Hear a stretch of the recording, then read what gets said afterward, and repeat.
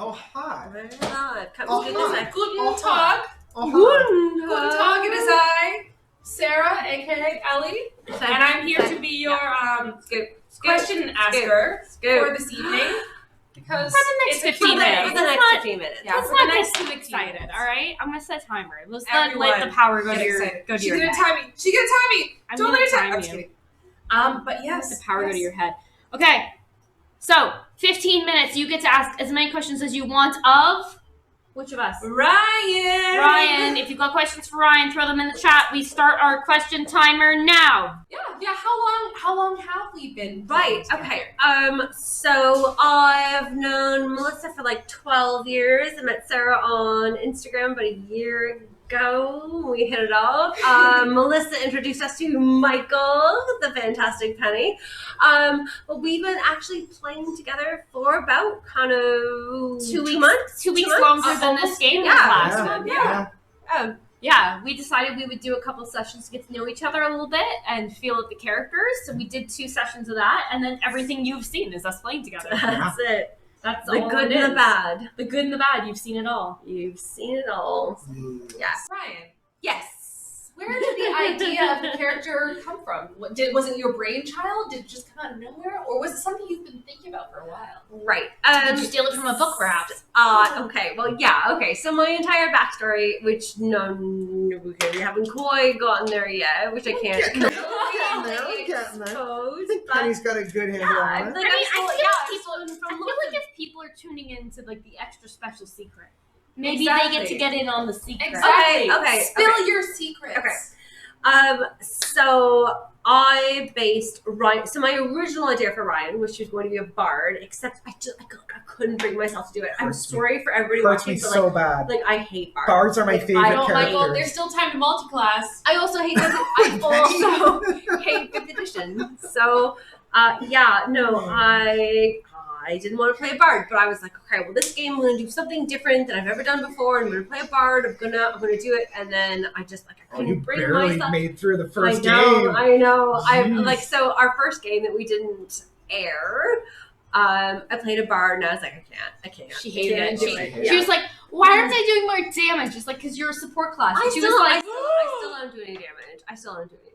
Well, not you see that, Elly, like, who destroys everyone in the freaking world. Yeah. Or like compared to the wizard, the barbarian, the party, and I'm like, I'm doing fucking nothing. Technically, I destroy the most of you. That's true. Yeah. Right. So I've taken parts of Ryan's backstory from Captive Prince. I'm assuming no one's read that. I have. So I haven't seen that. Is I haven't from read that. That's not a movie. Lauren in Captive Prince. If you've read that. Yeah. Well, I suppose she's more Damon than she is Lauren, but I would hope that she's more Lauren than she's Damon. But a little bit from A Court of Thorns and Roses. Took a little bit from Feyre. A little bit from Aelin. I took a little bit from anyway. If you want Fae style romance novels, you should ask Laura for recommendations. Absolutely, I have them all. So is Ryan really who Ryan seems to be, or is she kind of a facade that you have? A facade.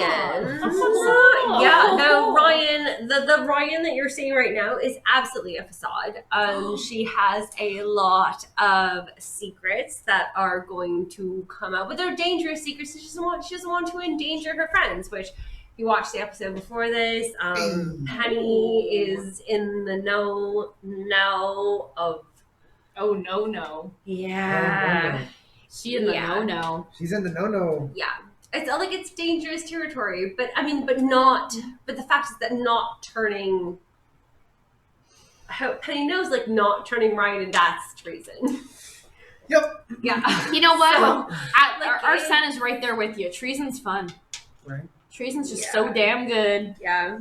So Penny knows, Arsen knows. Although I think that also goes towards Penny knows that it's treason, but because she's so high in her privilege, she doesn't actually understand what that actually means. It's just treason. They will kill you. It's just in rhymes with reason. Right? So how bad can it be? She's Exactly.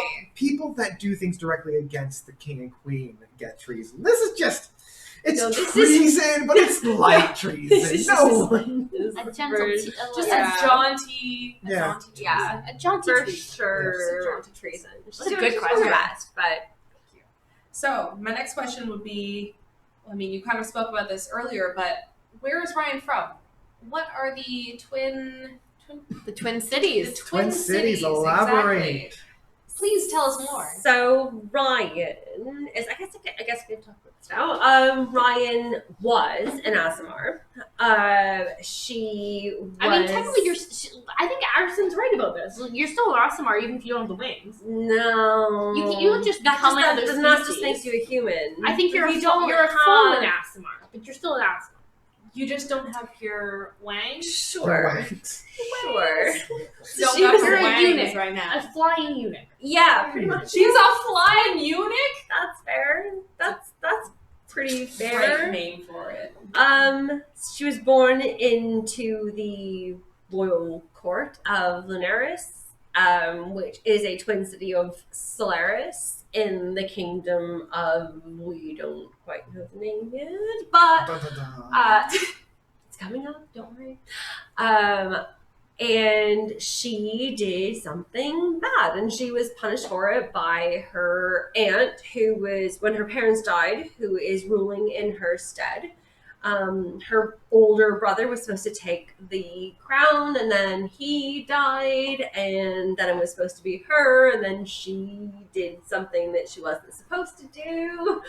And then this is her punishment. So now she is living out this life and determined to repent for her mistakes under the probably misguided impression that if she does good enough in this role that she will maybe be freed. Her aunt cut her wings off That's to give crazy. her a...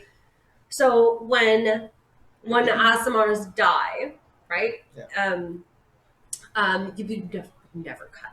And like an Aasimars wings off. Like that's the worst thing you could possibly do. You don't do that. Even like to murderers, rapists, you do not do that. You do not do that. You do not do that. But when a crowned Aasimar dies, once they're dead, you take their wings off, you gild them in gold or silver or copper or bronze, and then they are displayed like humans do, like busts of people, Right, Yeah. like in Right? bronze or gold, like kind that, of like right? And then you're buried beneath them, something like that. Except it's Like- just like a your mausoleum. wings, right? yeah. So as far Oh. as Ryan is concerned, like Verity has died an honorable death. Like she is dead. Like her aunt did the best that she could, and this is her chance to Right. repent and do better. But she's not dead. She not Surprise! Surprise. She might as well be. Like there's no chance. No. Like with what. Redemption. No, Redemption. you can't. We're gonna Like, take you back that city. No, It's that's also like that's rebellion. done. So all she just wants is just to like do her best, and if she does a really good job, then like at this point she thinks that if she does really good job, like Atlas will eventually, like Penelope will give the crown to Atlas, and Atlas will set her free, and she'll be able to go. And I don't know how realistic that is, but that's what the she's idea. that's what she's aiming for. Just do a really good job, like just live that long. That Be the best beard you can be. yeah. Be the best beard when in doubt. No, be I the mean, like best she beard wanted you to be can like the best. Like she wanted to be like the best prostitute that she could be, but that wasn't what Atlas wanted. So Okay. now she's the best altered beard. her She's the best course, beard. and not that she's That's- using. be the She's, best I mean, beard she's you not can be. using Arsen. She's not. I mean, that is a part of it. It's a benefit. It is a benefit. Perk, what's it? Benefit, not a bug. Yeah, That's right. she's doing the best she can. So the next one I have. Who was Ryan's first kiss? And when she came here, was she a virgin? Oh. Princess, is she a virgin? Does it matter? It might have been. It might have been. Crazy. Ooh. Tell Right. us more. Ryan's right. So Ryan like at this point when she was Verity. She didn't she didn't want the throne. Like that was never what she aimed for or anything like that. She really enjoyed the fact that she was very free to do what she wanted, and what she did was dance. So she learned kind of dance in conjunction because her aunt was now ruling things. She learned dance in conjunction with swordplay. So it was a little bit learning the feminine things that you should do, and a little bit feminine. Yeah. Stab them. Which is what her aunt wanted. You need to learn how to sing or stab people. needlework something. You need to learn to be When a in bard, doubt, stab but- people. So, but what she learned with rapier work is a lot like a dance. It's so the way that she learned how to fight with a rapier is very swift and precise and delicate. Not like Elly's smashing and bashing, just very quick strokes to cut what she needed to cut and get it done. No overly close combat that you like, none of that stuff. So none of that stuff. Yeah, the difference between a strength base and a Yeah. finesse base. Yeah. So everything that she knows is all basically based off of kind of dexterity and the movement that she learned from dance. Her first kiss was she did. So after her brother died, it was kind of like rushed. And she was like assigned like a husband, right? Okay. So everything was planned, like her brother's gonna take the throne, he's gonna be the next king, and her brother was already in love with somebody and it was great, everything seemed really fantastic, right? She's like, that's perfect, right? It's like I can just keep doing what I'm doing and keep dancing, no problem. It'll be great. Like, yeah, it'll be great. Until he died. Nice.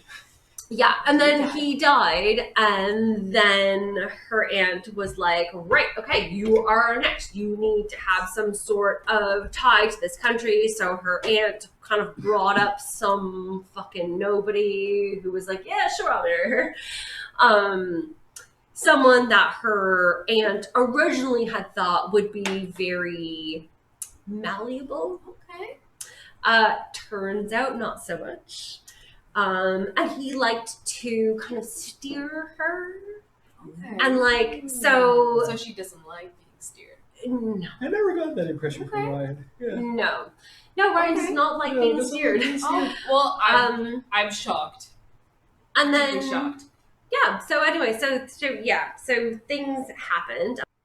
But he was her first kiss. And no, she is currently not a virgin anymore. Yes. Who was her first kiss? Tell me right now. One word. Her It fiance. was like Her He's fiance. awful. Her one word is Her awful. current fiance, which She is Atlas, thinks or he's dead. Oh, thanks.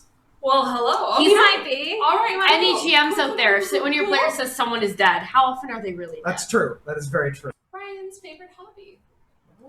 Dance. 100%. Okay. In her spare time, does she? Yeah, that's all she does. All right, it's hard because she doesn't have wings anymore, so her balance is off. So she doesn't like to do it in front of Like a people squirrel because with it a looks tail. like it looks weird. Like she's danced her entire life with wings, so now when she tries to dance, she looks like she's new at it. Okay. What is your worst memory? That would be Ryan's engagement night. Again, like the person that her aunt chose for her was like some small, Her like fiance? low-lying lord. Yeah. Total They Melvin. they pick like Asimars prefer to keep to their own rather than choose princes Wingless from creatures. outlying countries.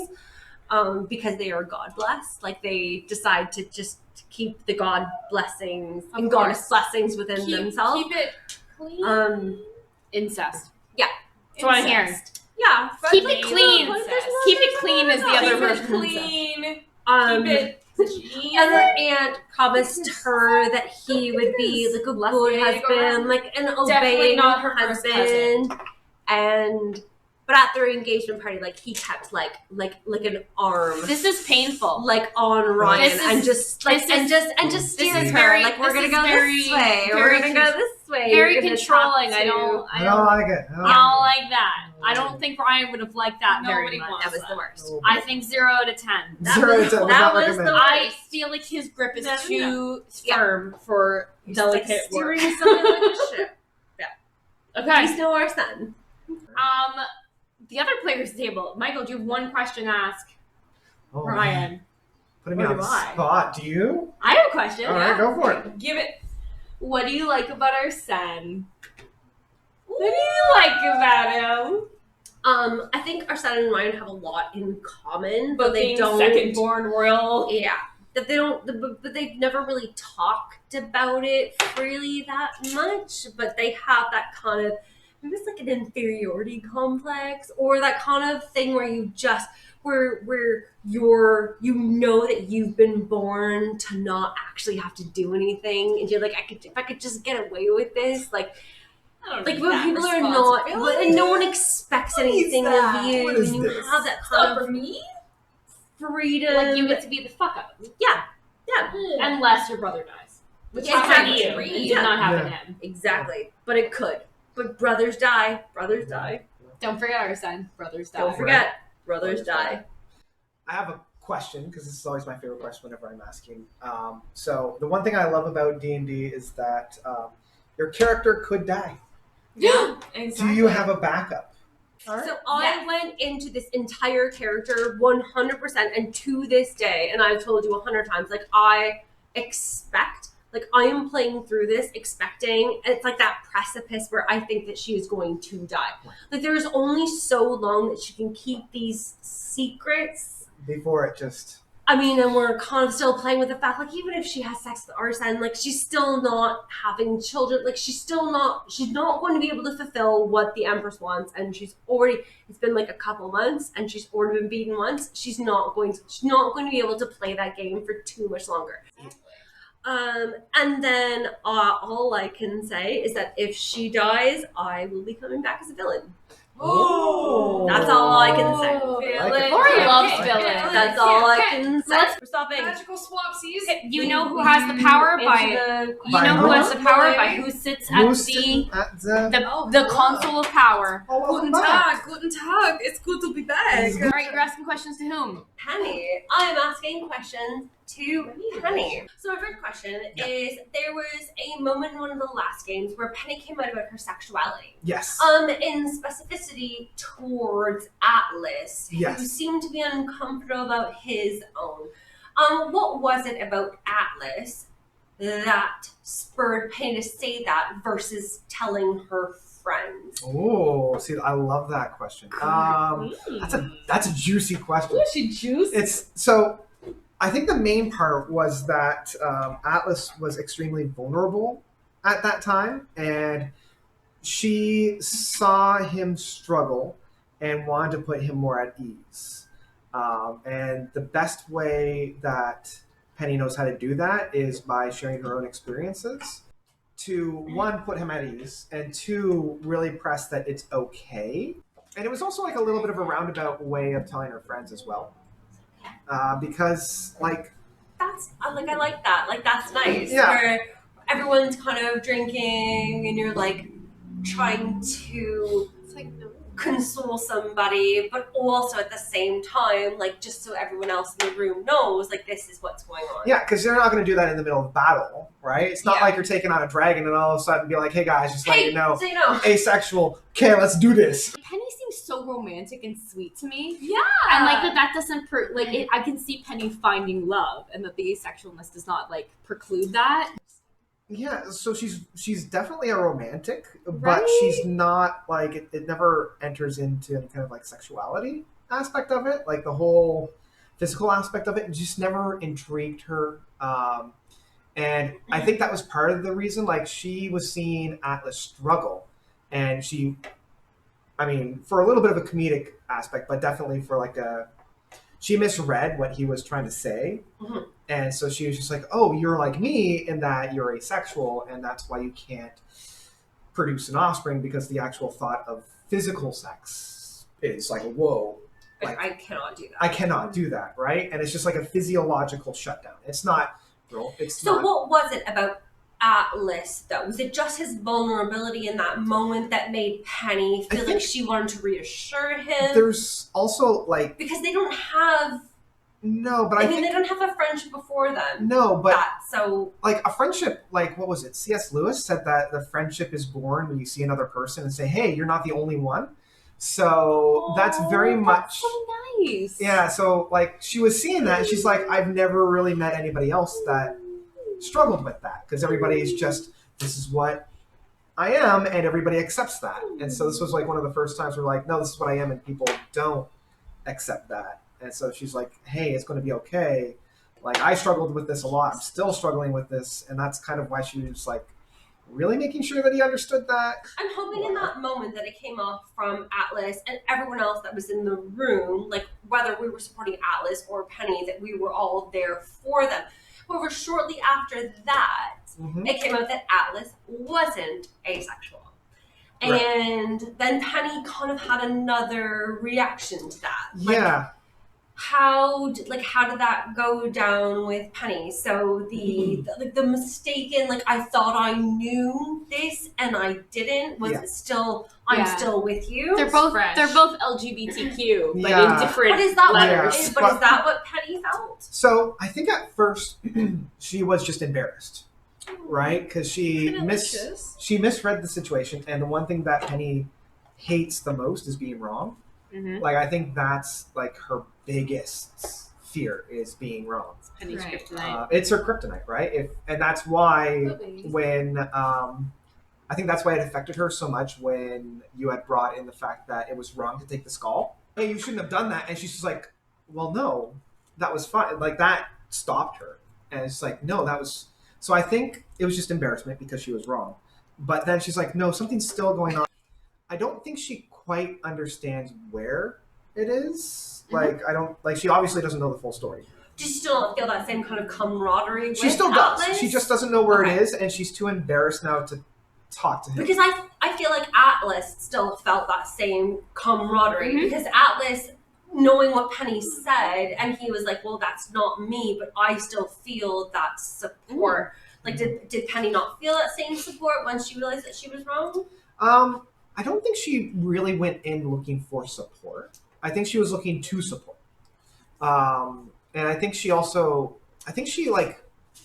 probably saw that, like, Atlas doesn't have a whole lot of moral support in this sense, so she's much more there for him. Absolutely. Because she can lean on, like, Ryan and Elly, but I don't know if Atlas can lean on anybody. Yeah. How intentional in this moment was it for Penny to not just come out to Atlas, but to come out because her friends were there as well? Was there kind of any differentiation? Like, I'm here to support Atlas 100%? Or was it, I can just be quiet and be a supportive ally? Or I realize that Ryan and Elly are here and I'd like them to know too? And yeah, like, I think if anybody else were in the room, she would still, I don't think she would quite confide in Atlas. She would probably have been like, hey, it's okay. Like, but I don't think she would have gone as deep. But because, and I don't even know if she would do that if it was just just Penny and Atlas. But I think the two of you guys helped her come out a little bit more because she already felt that support. Aww. So, do you think Penny felt a need to be like, was there a desire within Penny to be honest with her friends? Like, was this something that was kind of underneath? Like, I wish I could. I would like to tell them this. To follow this up, I don't know. This wasn't part of necessarily originally Penny's plot. It just feels right. Like, as soon as you said it, I was like, of course Penny's ace. Yeah. I think when, it didn't come up when I was writing and coming up with her character, but it definitely fits her character for sure. And that's one of the things I love about D&D is, these things can come out so organically and make so much sense. Absolutely. Because, it was, part of it was spare of the moment, but this was also something that I wanted to introduce probably the third or fourth game as we were playing. Because it just made sense to me. And I mean, we've consumed so much media, and like I just feel like there's not a good representation of Ace. Absolutely. And Like Penny's so sweet and loving and Yeah. compassionate, and like Ace doesn't mean you're cut off from all those No. things. Like it's and that's what I like. I really wanted. really I really beautiful. wanted Penny to be like a romantic. right. And that's like I really want to like hammer that home. Yeah. And I love that we're bringing up the idea that asexual doesn't mean aromantic. So, we had discussed a little bit in the last episode. We really played it off very humorously. The idea of Penny being born into a very wealthy family. This Yes. idea of racial and financial privilege that is coming out in Penny's character. Yes. And I mean, we talked a little bit about how that conflicted with like you playing as a person, Yeah. like through this character, and like you said, like sometimes things go through D&D very organically, where you didn't expect things to come up, but then you got into this position where you are now in a bar trying to sell to slaves, and you were playing a character which.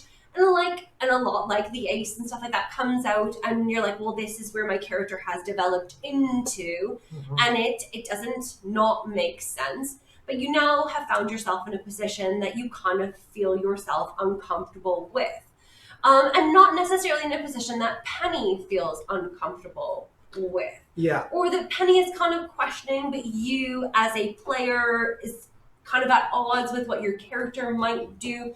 So how do you go through those situations that you didn't, and again, like, because we have done all of our red cards, and we've done when things come up, how are you playing through a very wealthy, privileged character, and then coming across things that make you as like you're a straight white male?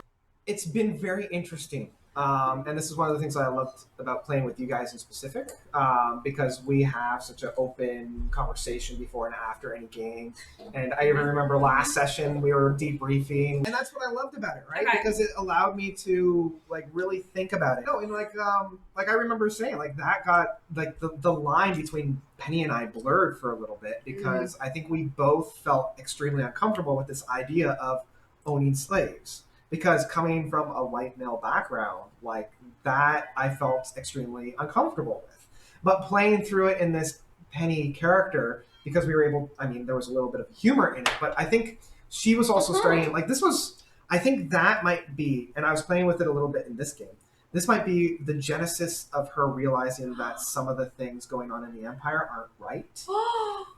Because she was just like, well, she was feeling something. She didn't feel it. I love that. She didn't feel anywhere near the uncomfortable that I was feeling. I was going to say. But there was like a little switch that was just like, I own these people. Even though it's pretend, I don't feel comfortable with that. Yeah, no, I mean, would you, I know we haven't met Penny's family. I mean, I don't want to spoil anything, but do you think Penny's parents own slaves?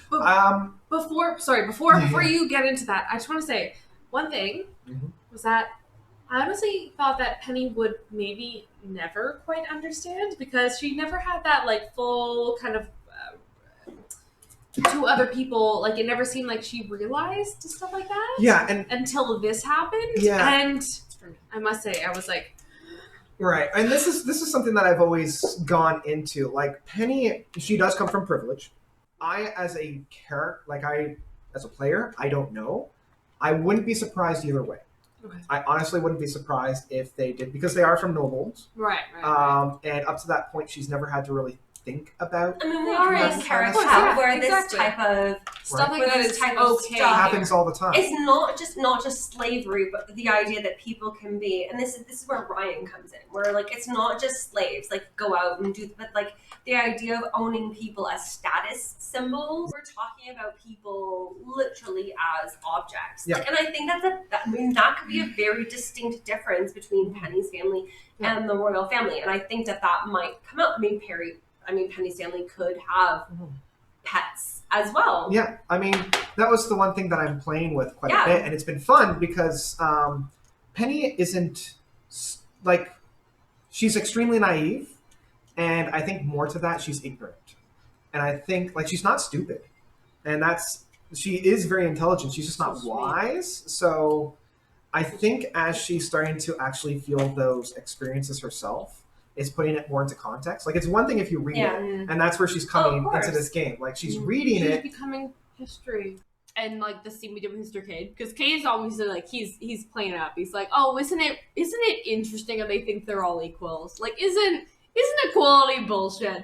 And I like that Penny, like, there's part of you where like everything Cade says makes sense. Yes. But I got the sense that like Penny doesn't feel it Well, anymore. that's where this is the first time she's ever really been challenged with that, because so far within the history books, it's always just been what the Academy has deemed Right. acceptable. I mean, and this is my last question. Like, what is the point that, like, what do you think is the point that Penny would have to get to where Penny will say, like, no? I think there is. I don't know where that line is. It will be one of those she won't know until it's crossed. I also know that my line and Penny's line are very different. And I want to make sure that my line is if my line gets crossed first, then I'm out. Whereas if Penny's line gets crossed, that's where I'm like, okay, we can play with this a little bit more. Yeah. But we also came into things like understanding that we're playing characters that will grow and develop. And I think that kind of at that point, Penny had been, and you at the same time, playing Penny, had been put in a position that you hadn't ever expected. But then you put in the driver's seat, and it's suddenly like, oh no, this is not what I thought. This doesn't feel right. And I think that's like one of the really fun things about running this game is like you guys actually like are like, oh, that does not feel right. Oh, that's not fight cool. it. Like the power. You killed somebody in the very first fight you had. You killed somebody. Yeah. This is, I guess, my question. I guess I'm moving into my question. Okay. Very first game. Yeah. You killed somebody. Yeah. And you took their skull. And a very D&D moment, you're like, I'm going to kick their skull and I'm going to keep it. And you put it on a shelf. Yeah. But now you know this guy's name. He Yeah. had a family. Like, he had friends who missed him. Yeah. Well, and I mean, this wasn't the first time that something like this has happened for her. Penny takes skulls left, right, and center. Yeah. And so for her, it was just like, well, this is just what I do. And this was one of the first times that she's really had to think about that and been like, oh, this isn't. And that's why I think she's chosen to call him Bradley. As I think opposed it's to- been like a real, like, or but whatever. like a real arc there, and I think that one of the best things that has come out of Penny's story is honestly you, like Michael plus Penny, like the evolution between the way that you create a character and you're thinking like, oh yeah, no, she's rich, she's blah blah blah, and then once you start living that, and you're like, oh shit, like she's. Oh boy. Yeah, like, and I'm living. So Yeah. so I'm paying. I'm gonna play this really wealthy wizard, But doing it's like, all the best wizard schools, and then what that falls into the world means that her parents are probably absolutely participating in the culture of the city, which is not great, and how that evolves into Penny, and the way that her parents treat Penny, like it just so when you create your character, which seems really kind of like in this little tiny ball and seems really nice and sweet, and then you put that into the world, and then it just reacts. Yeah. Right. I'm up next, which means I get to ask questions to Elly. Elly. I'm starting my timer. You'll be fine. You'll be fine. Don't Elly, Yes. have made a few decisions about where your alliances lie. And you, although you trust and love your friends, Elly seems like she has a little bit of a, like, she doesn't think they really get it.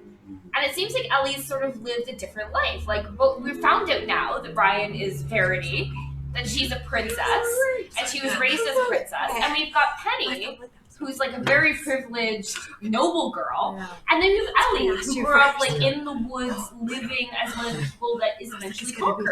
Like, middle of nowhere, like ice fields. Like, it feels like you trust them and you care about them, but like that there's still this level of inequality between you, and that like to some degree, like I feel like the reason you're picking the rebels is because you have that real life experience in a different way. So I guess my question, all that combined, is like, I don't think you went into Elly personally. That you went into Elly thinking she would be like the political heart of the group, the one who made the moral decisions. No, not at all. But she is. And how does like being someone with lived experience of like of inequality and prejudice, how does that change your perception of what reality is compared to your friends who are more willing to let it slide? Like their morals are a little bit more ambiguous than yours, but Ellie seems to be like, this is wrong. Period. Like I guess because like these two have like both been through like a shit ton of crazy stuff, like a lot of really bad shit. But I feel like Ellie's the only one so far who's been through that whole like genocide, like people taking over your kingdom, you know, slaughtering your people, like this is it, and then taking you and everyone you love. Penelope, like out there, like there is a face to the person who has. She doesn't get a name, and it's like, and it's one of those things too where it's like, you know, she was probably, you know, Ellie was one of those people who like fought in the wars. Yep. Fought for her people, fought until the bitter end, until she couldn't fight anymore, and then was taken. And it wasn't until this session that, I mean, she doesn't know it, but they told everyone that they had forfeited everything. It's like a horse that won't go down, that you have to keep like tying down until it's just like. No. And that would have been her. I mean, and they had said, like, and you had said that, like, when Ellie first got there, like, what happened, like, the torture that happened to Ryan, like, Ellie was whipped and beaten and just, like, the same thing. Like, you just, like, keep whipping somebody and beating somebody until they can't fight back. Like, is that what happened to Ellie, where you're just, like, you externally just put on the face, like, I will just. Like she took it like Put the first inside. the first night, full disclosure, tried to kill herself. Yeah. After that, it was like everything she did wasn't good enough. So beating after beating after beating, and then she kind of realized like, well, they're not going to kill me, and clearly I can't kill myself here, so I'm just going to be the best I can be, and then hopefully maybe sometime in the field something will happen and I'll go. And then she found these two stupid, fun, beautiful idiots that she loves. At what point this is not, I'm sorry, this is It's not okay, my you question. get a question. At what point did Ellie meet Atlas and kind of get that spark? It was probably some type of encouragement, but I feel like it would have started after like a few days. She must have hated him at the first, like, it would have been pure hatred and just like, you know, getting like, you know, not being able to keep up with the guards because they fight a different style and she fights a different style, and then beating the crap, exactly, and then her beating the crap out of them, and then them beating the crap out of her, and then eventually have to going up against him and just being like, well, fuck this, I'm not fighting like them, I'm gonna fight like me. So and then because I imagine like for Ellie, after Ellie gets whipped, she's like, don't touch me, I'm fine. It was like kind of after everything. After her being like so basic, where she could have like faded into the crowd, where she was just kind of like, I'm so fed up with this, I'm gonna fight back. Mm-hmm. And then she just kept doing it, and I think that's where the bond kind of grew. And then she was kind of just like, well, like, fuck you, dude. And then it kind of slowly, I think she realized his talent, and also the fact that like he wasn't going for killing blows, he wasn't going for like cheap shots or anything. A respect. Exactly. It was a respect. And then she kind of realized, you know, he's not at quite that same level, if I'm allowed to say that. But and he hasn't been through the same stuff. And like Atlas, he's not a killer. Like he's never fought in wars or anything. Like he's never had to put his training or anything in him. Exactly. Like, and I so don't think that's like in. We're like that's what Ellie had to do, like, before she came here and everything. Like, there was, like, a war and everything. She's like, you're not a murderer. Yeah, and so I feel like that was kind of where she realized, like, he's a I feel like they're not a murderer is such a weird thing for D&D, right? Because D&D is so much, like, everyone, like, you're all murderers. But there's now. And some of you, I won't say who, because we cited this in our backstories, but some of you were murderers before this game. All right, I'm going to switch things up to a little bit of a lighter topic. We had a question in the chat. Why is Ellie's hair partly blue? So back in the older times, ye older days, back when she lived back in the northern lands and everything, during the trials, there was a time when she accidentally fell through the ice and basically blacked out some bad stuff happened. She woke up, half of her hair had gone completely ice blue, and so had part of her skin somewhere. And that's all I'll say. Ooh. Have to stay tuned. Yeah. Yeah. She doesn't even quite know why. She's What never happened? felt like a full connection to what happened. It's just been kind of like something that's it. happened and she survived somehow. Yeah. And like she has no idea why. And I'm gonna go further into that. So part of your backstory is that Elly did these trials to become a full warrior. And we know that you and Carmen do not get along. And Carmen was in the same trials as you.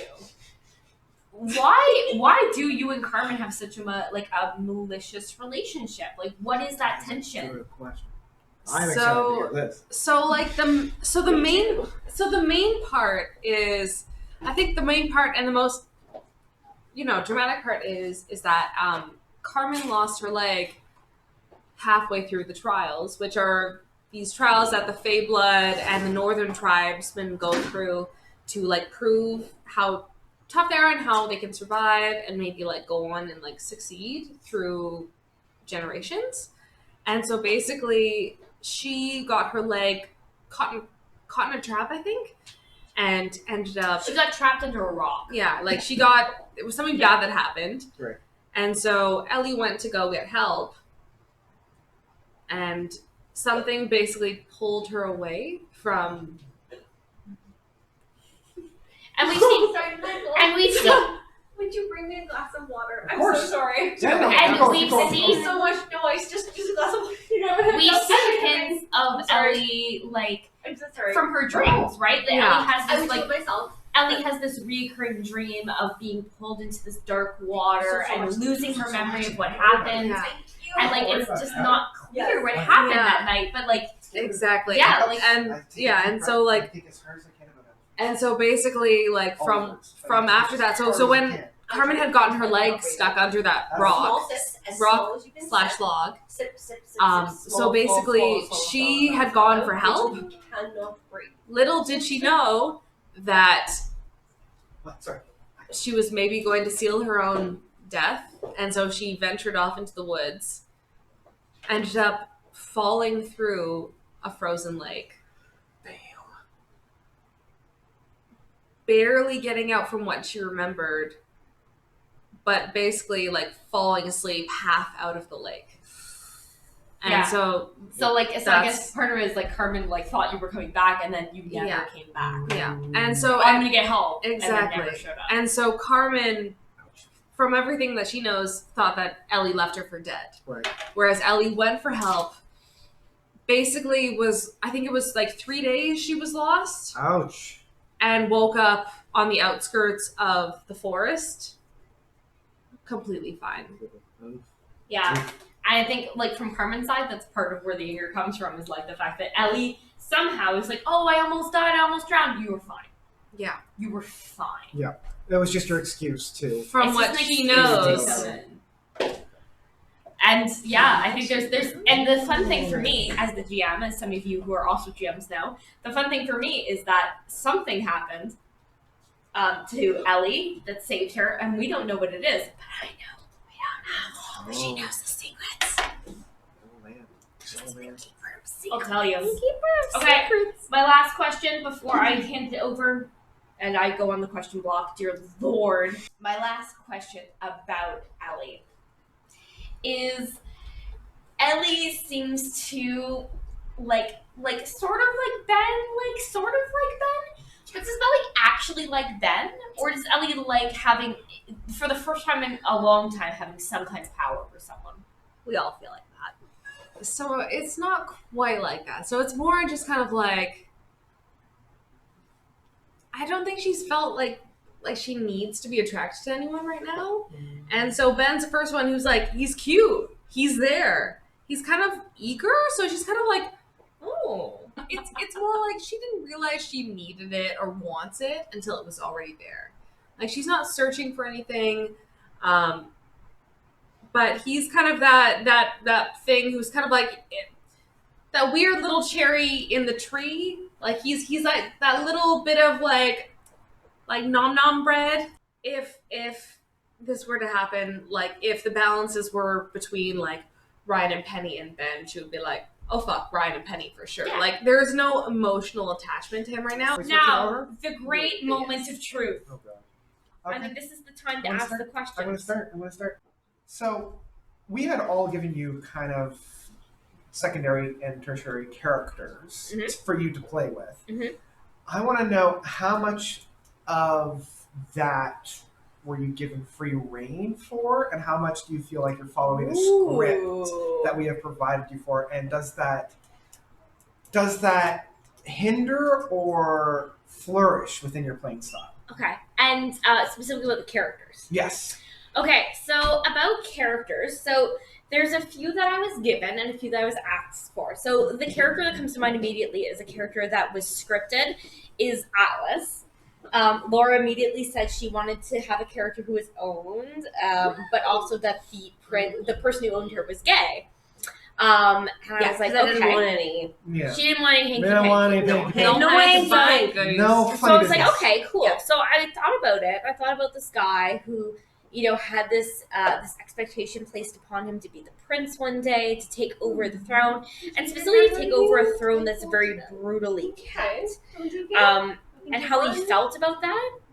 And I thought about kind of where that would come from. And originally it was like, okay, is he just not interested in the moment? And eventually came up with a character of Raph. And Raph is basically like this super sweet. He's a cleric, but he's non-magical. He's all about healing. And he specifically deals with chronic pain. So we established early on in the story that characters couldn't just heal. It's not just as simple as taking healing potions. Yes, No, we did that and then it birthed this idea to me about this healer who specializes in the fact that you guys are never really healed, right? And that's where Raph came from. So I thought about this prince who's always put on this pedestal, who has to be perfect, who has to answer to his parents, who has these really high expectations put on him. And then he's the kind of guy who just gets migraines. Like he gets headaches, he feels shitty all the time because he has this real inadequacy issue. And like there's this beautiful healer boy who is there and just listens. And like we sort of make jokes in the game. We sort of make jokes in the game that Atlas is joking, like he's saying, "Oh, I have a migraine," and we call my boyfriend. But like that's actually how they got together. Yeah. Is actually like Atlas does get really bad migraines, and having somebody with him during those moments of like, and that's I think one of the reasons why Penny and Atlas have such a connection is like the same thing, like having someone there in that vulnerable moment who accepts you and is there and compassionate is very important to him. So for him, for example, that's kind of how that character spun out. Yeah. Someone else like Tefania, for example, who's your sister. Yeah. You may not know. She's your Surprise! sister. No, shocker. Whoa! I kind of I'm a have sister? You're a sister. And like Not we my sister. We sort of came to this idea that Tefania didn't know what happened with you and your parents. I think you had no idea that. You were just like, I have a sister. Yeah, and it was just like... And I'm like, Tefania doesn't know. She absolutely has no idea. Well, she wouldn't. If she about did, the issues with your parents. like, I'm very excited to know how she's going to react when she finds out. Right? Because she has, at least from my knowledge, no understanding, or else... Because that's where, like... I know my backstory, and I know my parents know my backstory, but I don't think Tefania... Tiff does not know a lot. So Yeah. Tefania, one of her things about her is I decided that she has been traveling for a long time. And part of the thing for her is like she heard her sister left school. Yeah. And she's like, I'm going to get her a job. Like she's the sister who's like, oh, my sister dropped out of school. I'm going to get her some experience. Yeah. Help her, support her in going back to school. And she has no idea what you've actually been through because she's been away traveling the world doing her own shit. Yeah. So I don't know. I really like the combination of stuff of like different characters that have stuff and don't. There's another really cool character, Elena, who hasn't come up in the story, but who I've written a lot about. And then there's characters like Ben, who just like become popular and meaningful, even though they don't necessarily play in space. So That was my really long story. No, about I how... loved it. I loved it.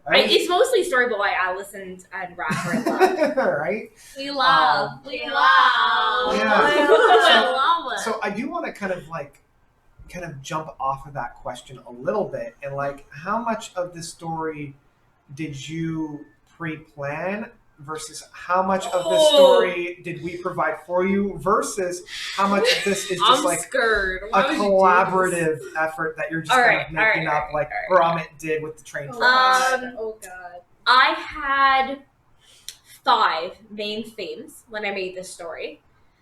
One of them is transportation, which I think we all agree has never come up. That's never come up. We don't need transportation. There's a really, really cool thing about transportation in this world, okay? Just FYI. Oh, It's coming. I can't wait. Horses! It's way cooler than horses, Ellie. Unicorns. No idea. Way cooler than unicorns. What? No, I refuse. There's nothing cooler than unicorns. Slave people. It's not as questionable morality as that. It runs on questionable So I morale. came up with this thing. I forget what the acronym is, but so like there's like, what's your military force? What's your transportation look like? What's the cities look like? So I use that as a way to talk about the city and the area, and the fact that Paracat is this country where like the capital is very tightly controlled, and there's an expansionistic view, but once you have an area captured, you don't spend the resources to build up the infrastructure for that area. So you have all these small towns that have been conquered where they've had their leaders killed and they've been like reassigned to be part of Paracat, but they get no infrastructure support, no nothing. So you have these little towns that are just these rife little bubbles of delicious rebellion waiting. Empire juice. Are we ever gonna like visit those areas? And I'm fully expecting at some point you guys to decide either to fully side against the rebellion or to fully side against the capital. And in doing so, like, you think that all 3 of us are going to agree on one of those? Yes, I do. So, like, I think once you guys have dealt with the issue here in the capital, which I think honestly will happen in the next 6 games. Like, I think I'm thinking of this in terms of like 6 episode chunks. We've got kind of the getting to know each other, getting to know the world. The next chunk, I think, is really going to be figuring out who you side with, how you side with them. Whether you end up siding with the capital, a specific prince, a specific ruler, anybody. Like, even Ryan is like, I can't roll because I don't have wings. Like, not everyone knows that. Maybe you guys fake it. Like, who knows, right? What comes out of this? Or maybe you find a healer. But like, I think like the cool thing is like I want to go, like I have thoughts about twin cities of Lunaris and Solaris and how that works. If anyone's seen the show The Dragon Prince, where there's the world that's very magical and the world that's very mundane, that's sort of the world in which we live. And that's one of the reasons why magic is so scarce in the world you're in now. And I really love to see these characters like slingshotted into a magical world and see what happens. Like, oh fuck, we're not that magical anymore. We're not that magical. In So I'd say, comparison. let's say 20% my planning, 10% backstory you guys gave me and stuff, and then like 70% us coming up with it together. Because like there's some really interesting like I basically have a few fundamental facts about the world and some of the characters that you guys have not learned yet.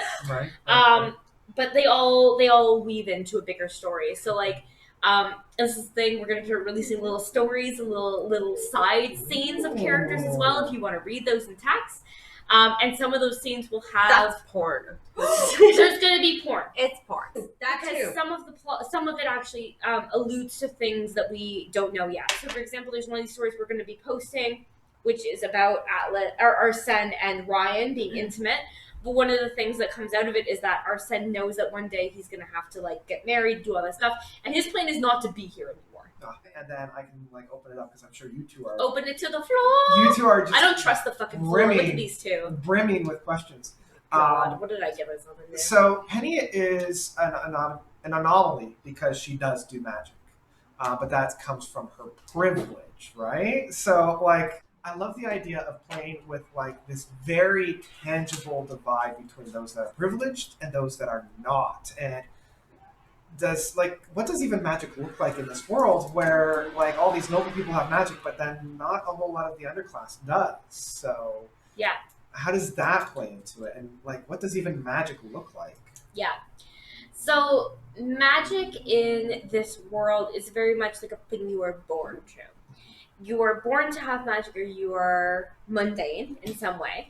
And a lot of the species we know of and we've seen, especially humans and halflings and dwarves, are considered non-magical creatures. Obviously, some people, whether they have some backstory or for some reason get access to magic.